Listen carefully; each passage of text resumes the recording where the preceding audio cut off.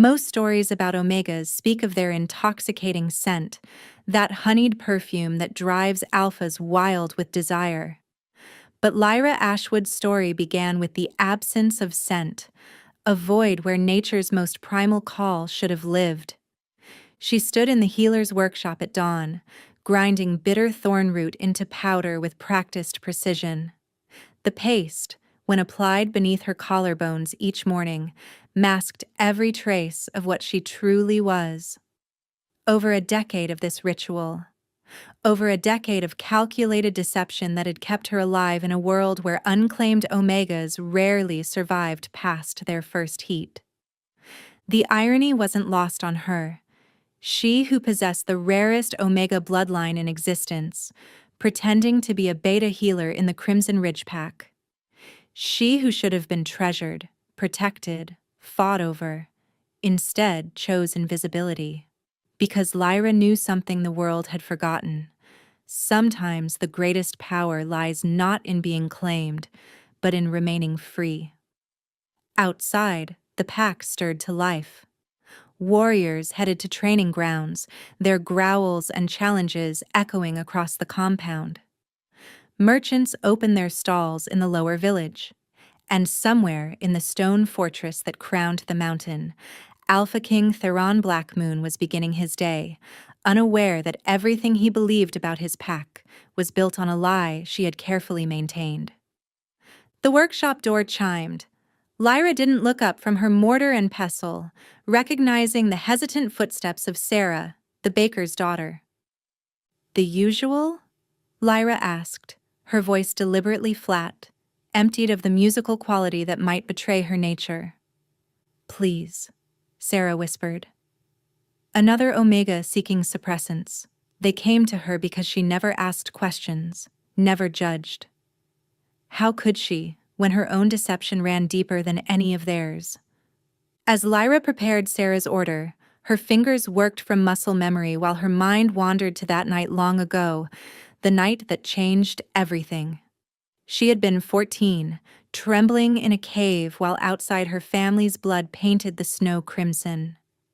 The Wrenclaw pack had come for her mother, one of the last pure-blooded omegas. They hadn't expected resistance.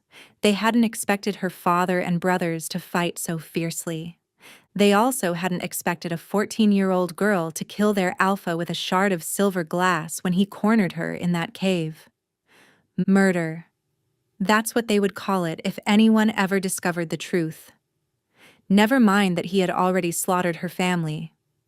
Never mind that she had been defending herself from a fate worse than death. The law was clear. An omega who killed an alpha, regardless of reason, faced immediate execution.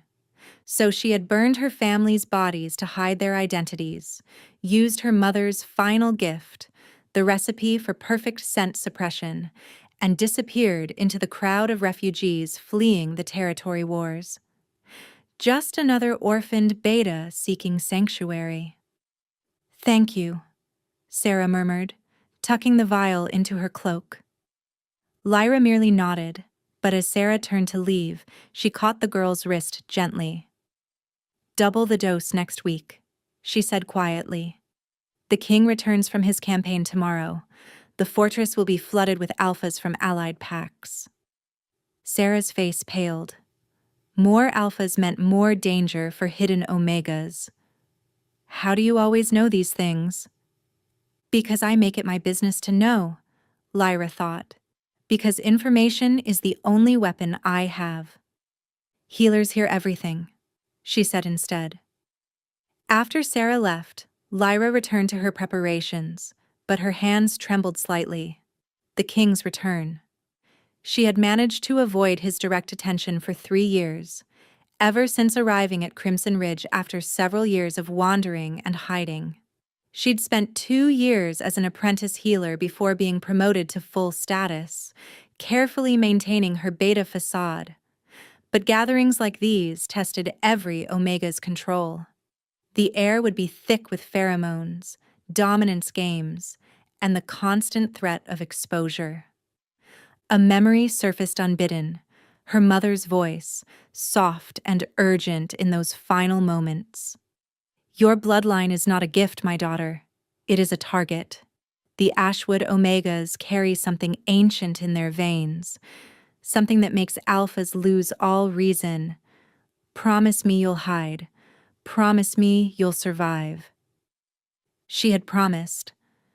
And she had kept that promise through years of careful lies, measured distances, and practiced indifference. She had become invisible, unremarkable, safe. The morning sun climbed higher, and Lyra made her way to the pack hospital where she spent her official hours. The building sat halfway between the lower village and the fortress, serving both common wolves and ranked members. As she entered, she noticed unusual activity, healers rushing about, supplies being organized with military precision. Ashwood! Head healer Marcus barked. Storage inventory! The King's Guard sent word. We're to prepare for possible injuries. Border skirmishes have been bloodier than expected. Lyra bowed her head in acknowledgement and headed to the storage rooms. She preferred tasks like these, away from crowds where someone might notice the careful way she controlled her breathing or question why she never attended pack runs during full moons. The storage room was musty and dim, filled with shelves of dried herbs, tinctures, and medical supplies. Lyra began cataloging, her mind already calculating what they would need for battle wounds. Silver leaf for infection, blood moss for clotting, wolfsbane in precise doses for pain. Her mother had taught her the healing arts during those years in hiding, before that final terrible night. But as she reached for a high shelf, footsteps echoed in the corridor outside, heavy, authoritative, and far too early. The king wasn't supposed to return until tomorrow. The door burst open with such force that several bottles rattled on their shelves. Lyra spun around, her heart slamming against her ribs as she found herself face to face with Alpha King Theron Blackmoon himself, his eyes wild with something between rage and panic, a deep wound visible through his torn armor. Blood soaked through the king's leather armor, darkening his left side. Behind him, 2 guards supported a third between them, the injured wolf's head lolling unconsciously. But it was the king's eyes that made Lyra's breath catch. Not the expected alpha gold of authority, but burning silver, ancient and feral. Healer, he growled, his voice cutting through her shock. Poison, northern blade, fix him. He jerked his head toward the unconscious guard. Training overrode fear. Lyra rushed forward, her hands already reaching for the injured wolf. Get him on the table, she ordered, her healer's authority momentarily overshadowing everything else. You! She pointed to one guard. Boil water. You! To the other. Find healer Marcus. Tell him code black. He'll know what to bring. The guards scattered. She was alone with the king and his dying man. Lyra's fingers found the wound. A shallow cut, barely bleeding, but the skin around it was already showing web-like black veins. Shadowbane. She'd seen it once before, in her mother's healing texts. Lethal in hours, curable only if caught immediately. Hold him down, she commanded, forgetting to whom she spoke. This will hurt. The king's massive hands pinned his guard's shoulders without hesitation. Lyra grabbed a silver blade from her kit, sterilized it with alcohol, and began cutting away the poisoned flesh. The guard screamed, thrashing despite his unconscious state. The poison attacks the nervous system first, she explained, working with swift precision. Pain response remains even when consciousness fades. She didn't know why she was explaining, only that the silence felt dangerous. Will he live? The king's question held an edge that suggested the answer better be yes. If I'm fast enough. She reached for a vial of concentrated wolfsbane, dangerous to use, potentially deadly if measured wrong, but the only thing strong enough to counter Shadowbane. Her hands were perfectly steady as she measured the dose. 3 drops, 4, 5. That could kill him, the king observed. So could doing nothing. She met his eyes briefly, then wished she hadn't. This close, she could see flecks of gold returning to the silver, could smell the iron and ash that clung to him beneath the blood. Alpha pheromones rolled off him in waves, making her thankful for the masking paste that hid her reaction. She forced the antidote down the guard's throat, then packed the wound with healing herbs. The black veins began to recede almost immediately. "He'll need monitoring for the next 6 hours," she said, washing blood from her hands. "If he survives those, he'll recover fully." Only then did she notice the king hadn't moved. He stood perfectly still, watching her with an intensity that made her skin prickle. The silver in his eyes hadn't completely faded. "You're bleeding," she said, gesturing to his side. "It's nothing." "Shadowbane is never nothing." She moved without thinking, reaching for his armor. "Even a scratch can—" His hand caught her wrist. Not painfully, but firm enough to stop her cold. "You give orders easily for a beta." The words hung between them like a blade. Lyra forced herself to remain calm even as her mind raced. Had she been too authoritative? Too confident? Betas could be healers, yes, but they usually showed more deference to an alpha king. "Forgive me, Your Majesty," she said, lowering her gaze in calculated submission. "In healing emergencies, I sometimes forget protocol. The patient becomes all that matters." He released her wrist slowly. "What's your name, healer?" "Lyra Ashwood." Something flickered across his face. Recognition? Impossible. The Ashwood name had died with her family. She'd been careful to present it as a common surname, nothing connected to the legendary Omega bloodline. "Ashwood," he repeated, tasting the name. "You've been with the pack 3 years?" "Yes, Your Majesty.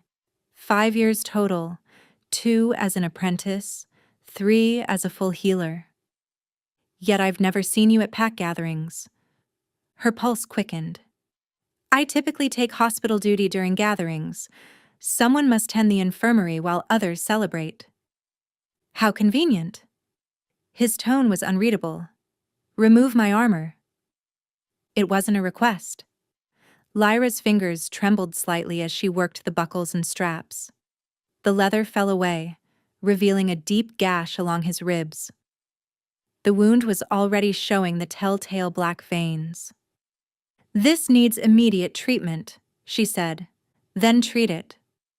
She worked in tense silence, cutting away poisoned flesh, applying the antidote. This close, his scent was overwhelming. Pine forests and winter storms and something wild that made her Omega instinct scream to submit, to bare her throat to number. She was a beta. Betas didn't react this way. "Your hands are shaking," he observed. "The antidote is dangerous to handle directly." She lied. "Prolonged contact can cause tremors." "Is that so?" His hand shot out, capturing hers again. This time he turned it palm up, studying the faint scars that covered her fingers. "These aren't healer's marks. They're defensive wounds." Lyra's heart hammered. Those scars were from that night, from fighting off the Renclaw Alpha with broken glass. "A patient in fever delirium," she said quickly. "Sometimes they lash out." "With claws precise enough to leave uniform marks? Interesting patient." His thumb traced one particularly deep scar, and she barely suppressed a shiver. "Tell me, Healer Ashwood, why does a beta require such strong scent suppressants?" The world tilted. He knew. Somehow, impossibly, he knew. "I don't understand what you mean," she managed. "The thornroot paste. I can smell it on you. Barely, but it's there. Either you're hiding an embarrassing natural odor," his amber gaze bored into hers, "or you're hiding something else entirely." Before she could respond, the door burst open. Marcus rushed in with supplies, Commander Wraith of the King's Guard at his heels. "Your Majesty!" Marcus exclaimed, taking in the scene with wide eyes. "Garrett, is he?" "Your healer saved him," the king said, still watching Lyra. "She has remarkable skills for someone so young." "She's one of our best," Marcus said nervously. "Never lost a patient to poison." "Then she's exactly what I need." The king pulled on his ruined shirt, movements sharp. "I want her assigned to the fortress for the gathering, personal healer to my guard." "But sir, she's needed here." "That wasn't a request, Marcus." He turned to leave, then paused at the door. "Report to the fortress at dawn, Healer Ashwood. Commander Wraith will show you to your quarters." His gaze found hers one last time. "And Ashwood? Bring enough of whatever you're hiding behind that thorn root. The gathering lasts 3 days. It would be unfortunate if your supply ran out." The threat in his words was unmistakable. After the king departed, Marcus rounded on her immediately. "What did you do?" he demanded. "The king doesn't notice healers. He certainly doesn't reassign them personally." "I saved his guard's life." "No, before that. He was watching you like—" Marcus's eyes narrowed. "And what did he mean about thorn root?" "I use it for joint pain. The mountain cold aggravates old injuries." Marcus clearly didn't believe her, but Garrett groaned on the table, drawing his attention. While he tended to the guard, Lyra slipped out, her mind churning. 3 days in the fortress. 3 days surrounded by dominant wolves who would kill her if they discovered the truth. And worse, 3 days under the direct observation of a king who already suspected. She needed help. That evening, Lyra made her way to the lower district where the pack's outcasts gathered. The tavern she entered was thick with smoke and unwashed bodies. In the corner booth, exactly where she knew he'd be, sat Finn. To everyone else, he was a drunk beta who'd lost his rank after a failed challenge. To Lyra, he was the only other person in Crimson Ridge living a lie. She'd discovered his secret 2 years ago. He wasn't a disgraced beta, but an alpha who'd voluntarily suppressed his nature after accidentally killing his mate in a rage. "You look troubled, healer," he said without looking up from his ale. She sat across from him. "I need your help." The great Lyra Ashwood needs help from a worthless drunk? Must be serious. "The king knows something. He's assigned me to the fortress for the gathering." Finn's head snapped up. "You can't go there. Not during—" He lowered his voice. "The visiting alphas include the Wrenclaw delegation." Ice flooded her veins. "That's impossible. They were banned from allied territories." "Ban lifted 6 months ago. Politics." He leaned forward. "Lyra, their new alpha is Matthias Wrenclaw, brother of the alpha you killed." The room spun. Matthias would recognize her. Not immediately. She'd been young, covered in blood and soot.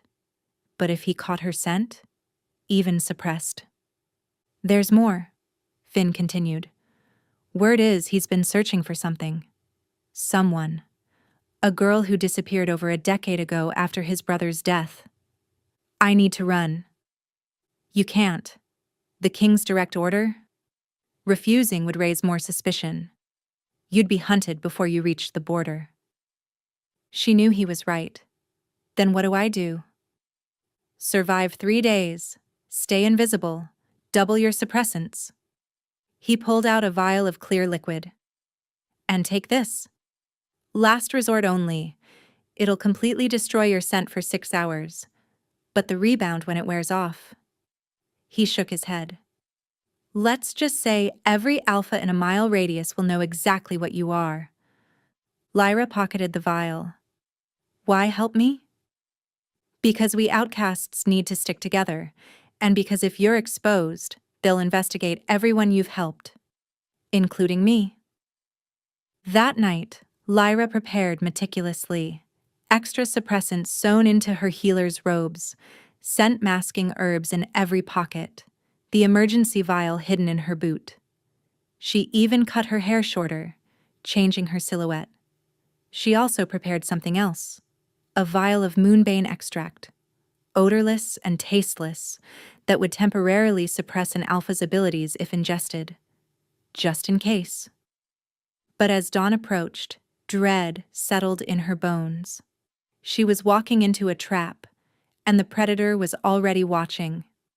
The fortress gates loomed before her, carved from black stone that seemed to absorb light. Guards checked her credentials, their eyes lingering on her beta classification with something like confusion. Why would the king specifically request a beta healer? Commander Wraith met her in the courtyard, a scarred alpha with calculating eyes who looked her up and down dismissively. "You're the miracle healer? You don't look like much." She kept her head down, playing the submissive beta. "I go where I'm ordered, Commander." "Your quarters are in the servants' wing. You'll be on call constantly. The gathering begins tonight." He pointed to a towering spire. "Medical supplies are stored on the 3rd level. Familiarize yourself before the alphas arrive. You'll also have access to the feast preparations. The king wants you checking all food and drink for poisons." As she climbed the spire's winding stairs, voices drifted from above. She slowed, recognizing the king's deep timbre. "Suspicious assignment, my lord," someone was saying. "A beta healer with no military experience?" "Sometimes the best hunters hide in plain sight, Darius," the king replied. "And sometimes prey believes itself the predator." "You think she's a spy?" "I think she's something far more interesting. Watch her during tonight's feast. See how she reacts when the Renclaw delegation arrives." Lyra's blood turned to ice. He was using her as bait. But for what?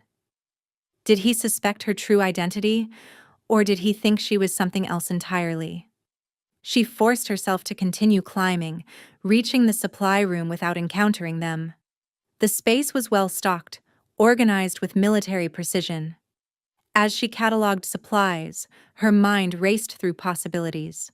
The king suspected something, but not everything. Matthias would be here tonight. Her suppressants were strong but not foolproof under this much stress. A sound made her freeze. Footsteps approaching. Not the measured pace of guards, but something more purposeful. The door opened, and Darius, the king's second, entered. "Healer Ashwood." His tone was neutral, but his eyes were sharp. "The king requests your presence in his study." She had no choice but to follow. The study was a circular room high in the main tower, windows overlooking the entire territory. The king stood with his back to them, apparently absorbed in a map. "Leave us, Darius." Once alone, he turned to face her. In daylight, his presence was even more overwhelming. Tall, broad-shouldered, with an alpha's natural grace and barely leashed power. "Tell me about your family," he said, without preamble. "I have no family, Your Majesty. They died in the territory wars." "Which territory? Which war? There have been so many." He moved closer, and she fought not to step back. "You see, I've been researching the name Ashwood. Curious how many dead ends I found, almost as if someone very clever had erased their tracks." "It's a common name. In the Eastern Territories, yes. But you're not from the East, are you? Your accent, faint as it is, carries northern inflections. Specifically, Old Silvercrest dialect." Her heart hammered. He'd noticed details she thought she'd eliminated years ago. "I traveled extensively before settling here," she managed. "With no family? A young beta woman, alone, through war-torn territories?" He circled her slowly like a wolf stalking prey. "You're either incredibly lucky or incredibly capable. Which is it, Healer Ashwood? Before she could answer, a horn sounded from the courtyard. The first delegation had arrived. The king's attention shifted, giving her a momentary reprieve. "We'll continue this later," he said. "Tonight, you'll attend the feast. Stay visible. I want to see how our guests react to you." "I'm just a healer." "Nothing about you is just anything." His amber eyes held hers. "Tonight, you're under my protection. Remember that." The great hall blazed with 1,000 torches, their light reflecting off polished obsidian floors like stars on dark water. Lyra stood against the wall with the other servants, watching hundreds of wolves fill the space. Alphas from 7 different packs, their combined pheromones creating an almost visible fog of dominance and aggression. She'd triple-dosed her suppressants, but sweat still beaded on her forehead. Every instinct screamed at her to run, to hide, to submit. Instead, she gripped her healer's bag and forced herself to remain still.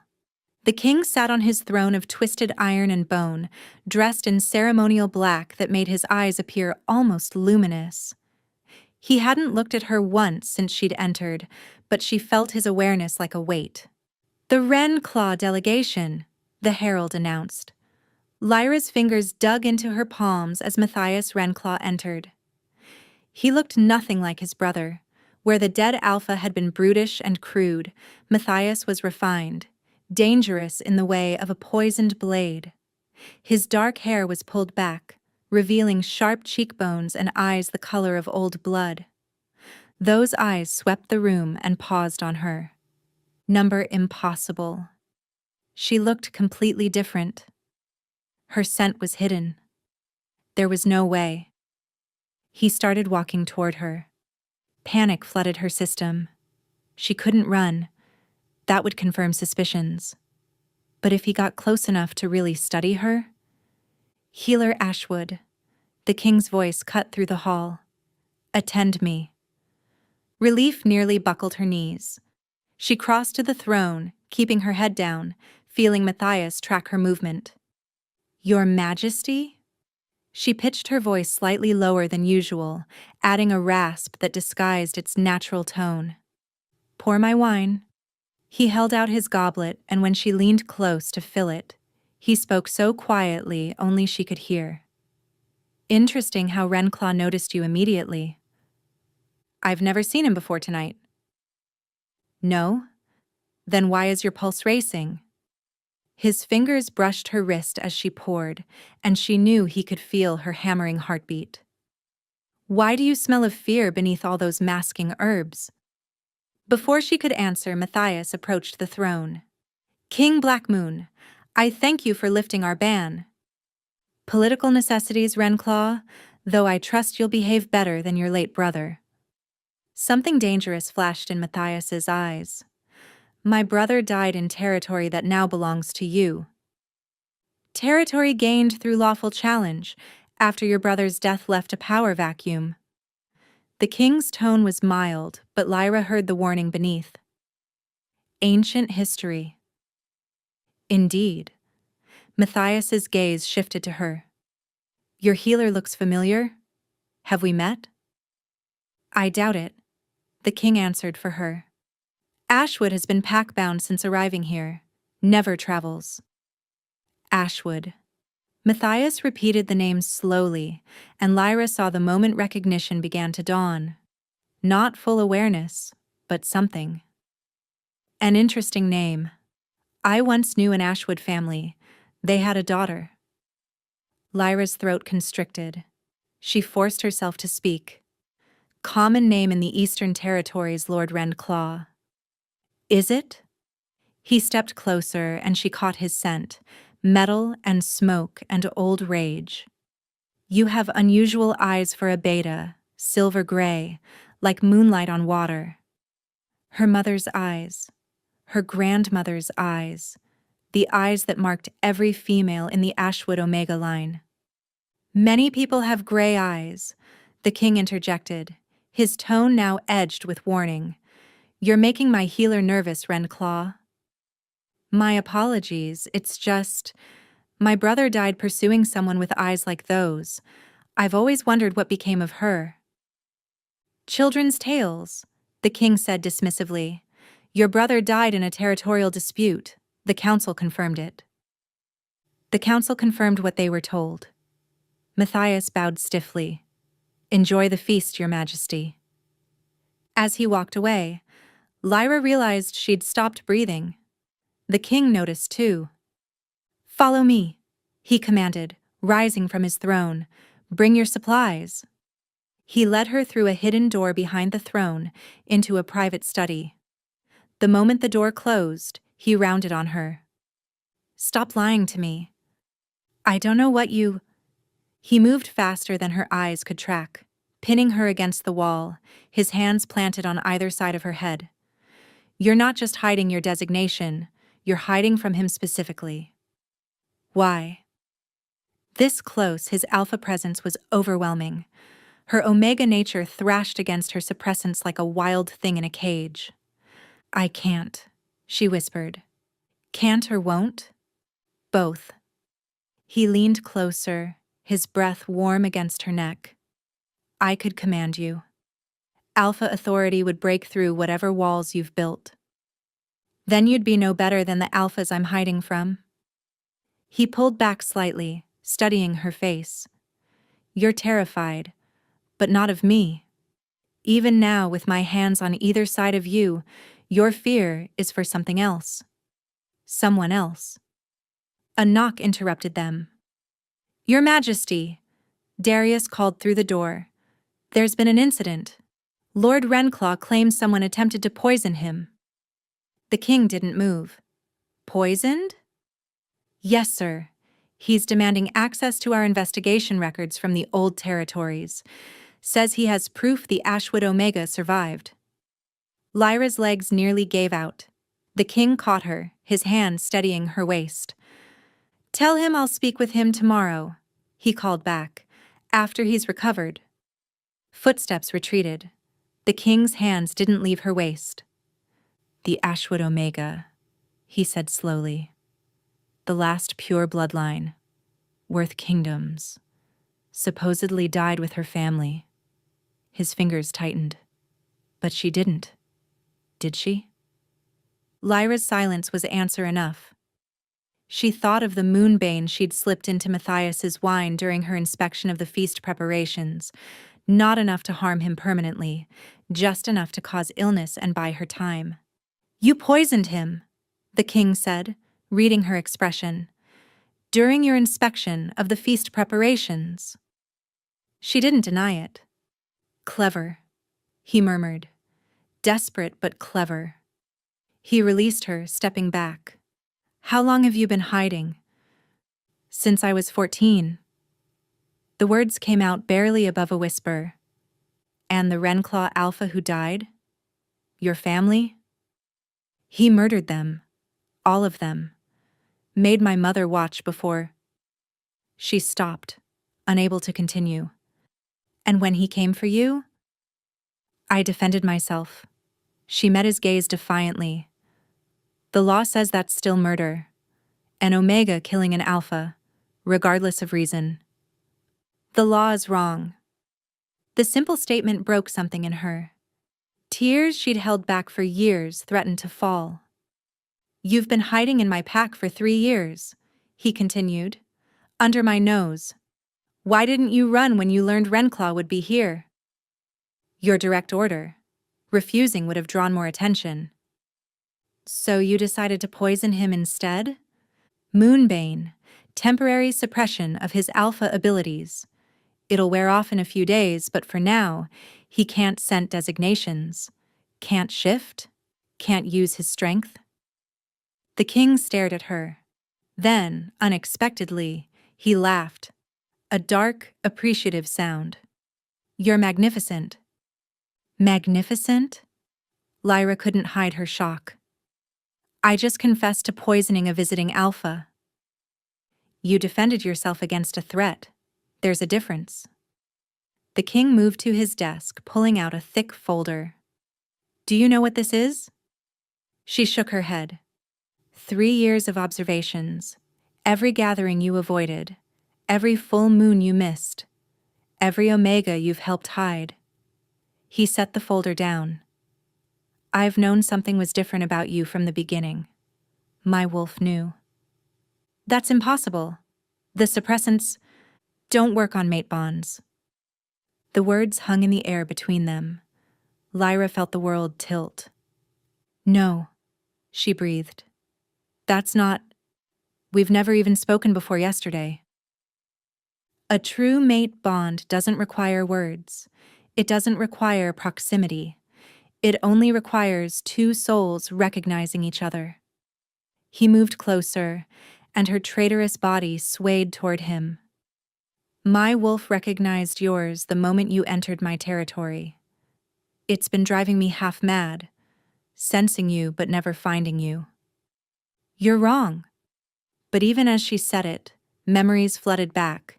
The dreams she'd had for 3 years, running through forests, a massive black wolf at her side, the pull she'd felt toward the fortress, the way her omega nature had always settled when she caught his scent on the wind, despite never having met him. Am I? He was close enough now that she could see the gold flecks in his amber irises. Tell me you haven't felt it. Tell me you haven't dreamed of running with a black wolf. Tell me your omega doesn't sing when you hear my voice. She couldn't. Because it was all true. It doesn't matter, she whispered. If Matthias discovers what I am, I'll kill him. The casual certainty in his voice made her shiver. You can't just execute a visiting alpha. I can if he threatens my mate. He caught her chin gently, forcing her to meet his gaze. You are mine, Lyra Ashwood. You've been mine since you set foot in my territory. The only question is whether you'll accept it.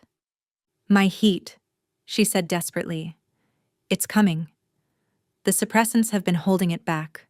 But with all this stress, all these alphas, I know. His thumb traced her jaw. I can smell it beneath everything else. 24 hours, perhaps less. You don't understand. The Ashwood heat isn't normal. The pheromones, they can drive an entire pack into frenzy. My mother told me stories. Wars have been started over an Ashwood omega in heat. Then it's fortunate I'm not just any alpha. His eyes flashed silver again, that ancient primal color she'd seen when he first burst into the storage room.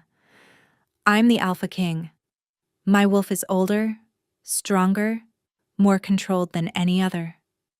You can't know that. I can. He pulled back slightly. But I won't force this. You have a choice, Lyra.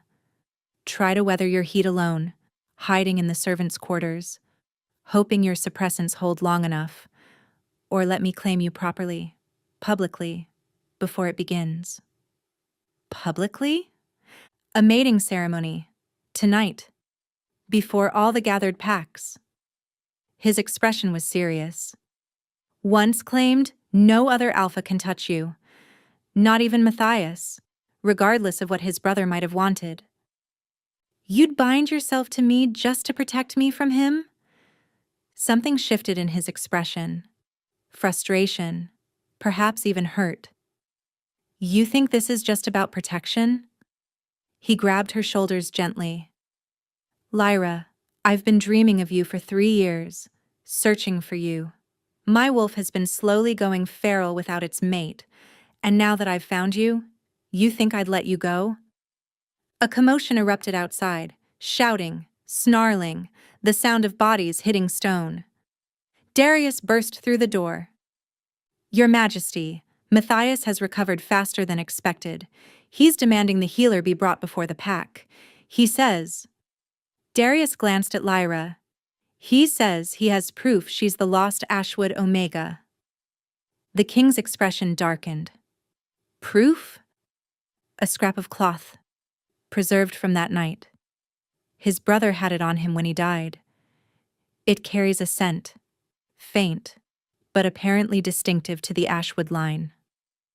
Lyra recognized what he meant immediately, a piece of her mother's shawl.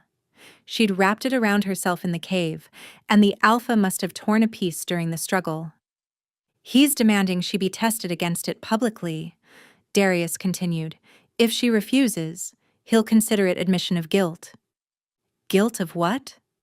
The king's voice was dangerously quiet. Being born an Omega? Defending herself? Existing? Of murdering his brother, sir. The king turned to Lyra. We're out of time. Decide now. Face him as you are, hiding behind failing suppressants, or face him as my mate, under my protection. Lyra looked between them, the king offering her everything she'd dreamed of but never thought she could have, and Darius, representing the world that would judge her for crimes of survival. Her heat was coming, her suppressants were failing. Matthias had evidence. But more than that, she was tired. Tired of hiding. Tired of lying. Tired of being alone. Call for the ceremony, she said quietly. But know this, I'm not doing this just for protection. I've felt the bond too. I've dreamed the same dreams. I've loved you from the shadows for 3 years. She met his gaze fully. I choose you, Theron Blackmoon. Not because I have to, but because I want to. Relief and joy transformed his features. He pulled her against him, burying his face in her hair. Finally, he murmured. Finally. Your Majesty, Darius prompted. Matthias is gathering support. If we're doing this, it needs to be now. Theron pulled back, his hand finding Lyra's. Gather the pack. Prepare the ceremonial grounds. And Darius. His eyes flashed silver. Make sure Matthias Renclaw has a front row seat. As they left the study, Lyra felt her carefully constructed world crumbling. But perhaps, she thought as Theron's hand tightened around hers, something better was rising from the ruins. The gathered packs filled the ceremonial grounds, a natural amphitheater carved into the mountain. Torches burned in a great circle, and at the center stood an ancient stone altar where matings had been sealed for generations. Matthias stood at the front of the crowd, his face twisted with rage. The moonbane was still affecting him. She could see it in the way he moved, slightly off balance, his alpha presence dimmed. This is absurd, he shouted as they approached. That female is a criminal. She murdered Lord Rendclaw. Theron's voice carried absolute authority. You stand on my territory, in my ceremonial grounds, interrupting a sacred rite. Choose your next words very carefully. Matthias pulled out the scrap of fabric, holding it high. This carries the scent of the Ashwood Omega line. Test her against it. Let the truth be known. The truth? Lyra stepped forward, and for the first time in 12 years she didn't lower her gaze from an alpha's stare. The truth is that your brother came in the night like a coward. He slaughtered my sleeping father, my young brothers. He made my mother watch as he killed everything she loved, then murdered her too. Gasps rippled through the crowd. Even Theron's pack, who'd known her as a beta healer, stared in shock. Lies, Matthias snarled. The truth, Lyra continued, her voice carrying clearly, is that when he cornered me, a 14-year-old girl in a cave, he told me I should be grateful, that he was giving me purpose, that an Ashwood Omega belonged to whoever was strong enough to take her. She pulled off her healer's robe, revealing the scars that covered her arms. The truth is that I fought, and when he tried to force his claim on me, yes, I killed him. With a piece of broken glass from my mother's mirror, the same mirror she'd looked in that morning, never knowing it would be her last. The crowd was silent now, hanging on every word. For 12 years I've hidden, not because I was guilty, but because I knew the law wouldn't protect an Omega who defended herself against an Alpha. She looked directly at Matthias. Your brother was a monster, and if you'd found me before tonight, you would have been too. You admit it then. Matthias lunged forward, but his weakened state made him stumble. You murdered an alpha. The law demands. The law is about to change, Theron interrupted, moving to stand beside Lyra. As Alpha King, I hereby decree that any Omega has the right to defend themselves against forced claiming, regardless of the attacker's designation. Uproar erupted. Some Alphas protested loudly, while others, particularly the females and Omegas in the crowd, cheered. You can't, Matthias started. I can, and I have. Theron's eyes were pure silver now.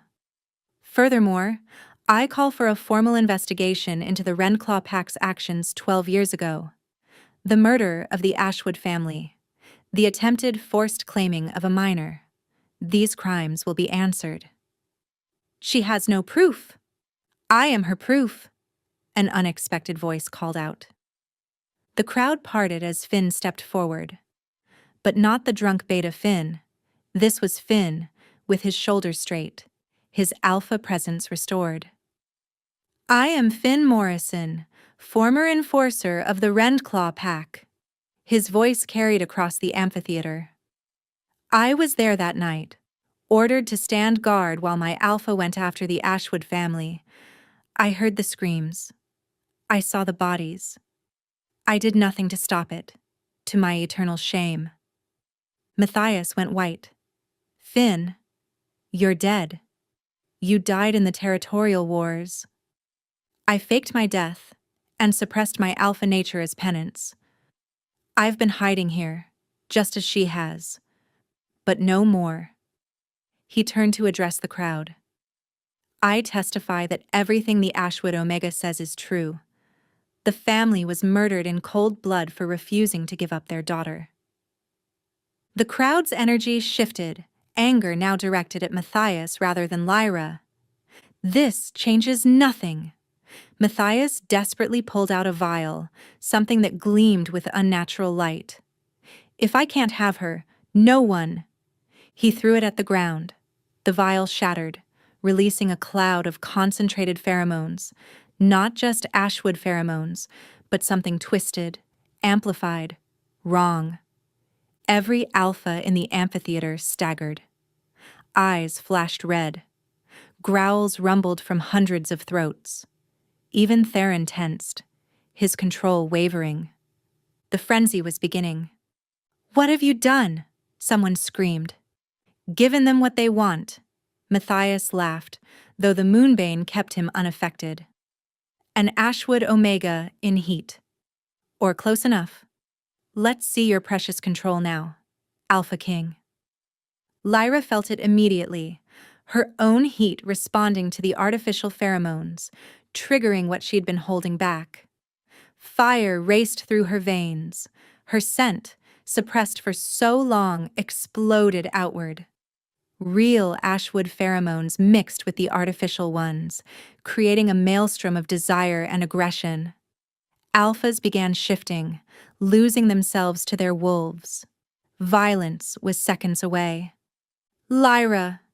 Theron gritted out, his control hanging by a thread. Run! No. She grabbed his face, forcing him to look at her. I'm done running. She kissed him. The world exploded. The mate bond, held back by suppressants and denial, slammed into place with devastating force. Power rippled outward from them, not the chaotic energy of unclaimed heat, but the controlled, directed force of a true bond. Every wolf in the amphitheater dropped to their knees, submitting instinctively to the display of absolute dominance. When they broke apart, Theron's eyes were silver gold, ancient and powerful. Without hesitation, he bit down on her neck, claiming her formally before all gathered. Lyra gasped at the sensation, pain and pleasure and rightness all at once. Then, driven by instinct older than civilization, she returned the bite, marking him as hers. The artificial pheromones dissipated. overwhelmed by the reality of a true Ashwood mating. The crowd remained kneeling, awed by what they'd witnessed. "It's done," Theron announced, his voice carrying to every corner of the territory. "She is my mate, my queen, your Luna. Any who challenge this will answer to me."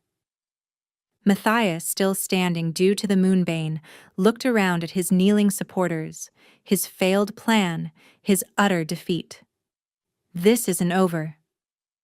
"Yes, it is." Lyra stepped forward, power radiating from her that had nothing to do with pheromones and everything to do with finding her place at last. "You came here seeking the Ashwood Omega to use as a weapon, but you never understood. We're not weapons. We're not prizes. We're the balance. The bridge between strength and wisdom, power and compassion." She gestured to the kneeling crowd. "They don't kneel because they're forced to. They kneel because they recognize what you never could. That true strength comes from choice, from partnership, from love." Guards moved in to arrest Matthias, his own wolves abandoning him. As he was dragged away, Lyra turned to address the crowd properly. "For 12 years I hid from what I was. No more. I am Lyra Ashwood, last of my line. I am Omega, healer, survivor. And I am mate to your Alpha King." Her voice rang with authority. "Rise, all of you. The age of hiding is over." 6 months later, the full moon hung heavy over Crimson Ridge as Lyra stood on the balcony of the royal chambers, her hands resting on her rounded belly. The twins, the healer had confirmed it just that morning, kicked strongly, already showing their Alpha-Omega heritage. "The first Ashwood pups in a generation," Theron murmured, wrapping his arms around her from behind. "The council is beside themselves with protocols. Let them fuss. These children will know no hiding, no fear." She leaned back against him. "They'll grow up in a world where Omegas aren't prizes to be won, but equals to be cherished." The changes had been swift after that night. Matthias Renclaw had been executed for his crimes, not by Theron, but by his own pack, disgusted by the truth Finn had revealed. The Renclaw territory had been absorbed into Crimson Ridge, with Finn serving as regional governor, finding redemption in justice. The laws had changed too. Omegas could now defend themselves without legal repercussion. Forced claiming had become punishable by death, and suppressants, while still available for those who chose them, were no longer necessary for survival. "My mother would have been proud," Lyra said softly, watching the pack run below. Wolves of every designation moved together, alphas, betas, omegas, all equal under the moon. "She would have been proud of you," Theron corrected, his hand gentle on her belly. "You didn't just survive, my love. You transformed an entire world." "We transformed it," she corrected. "I couldn't have done it without an alpha willing to see beyond tradition." A knock interrupted them. Darius entered, bowing slightly. "Your Majesties, the delegation from the Northern Territories has arrived. They're requesting an audience about the new laws." "Tell them we'll see them tomorrow," Theron said. "Tonight is the full moon. Tonight, we run." After Darius left, Lyra turned in Theron's arms. "I haven't shifted since that night in the cave. What if I've forgotten how?" "You haven't." He kissed her gently. "Your wolf has been waiting, just as mine has. They know each other, remember? They've been dreaming of running together for 3 years." They made their way to the ceremonial grounds where the pack had gathered. As one, hundreds of wolves tilted their heads back and howled, not in challenge or threat, but in welcome. Lyra felt the shift take her for the first time in 12 years. It should have been painful after so long, but it felt like coming home. Her wolf form was smaller than the alphas around her, but radiated power that had nothing to do with size. Theron shifted beside her, the massive black wolf from her dreams. He touched his nose to hers, and she heard his voice in her mind through their bond. Run with me, my mate. No more hiding. No more fear. Just us and the moon and freedom. Together, they ran. Through forests and valleys, over mountains and streams, the Alpha King and his Omega Queen, proof that sometimes the greatest power comes not from taking, but from choosing. Behind them, the pack followed, howling their joy to the stars. The age of hiding was over. The age of choice had begun.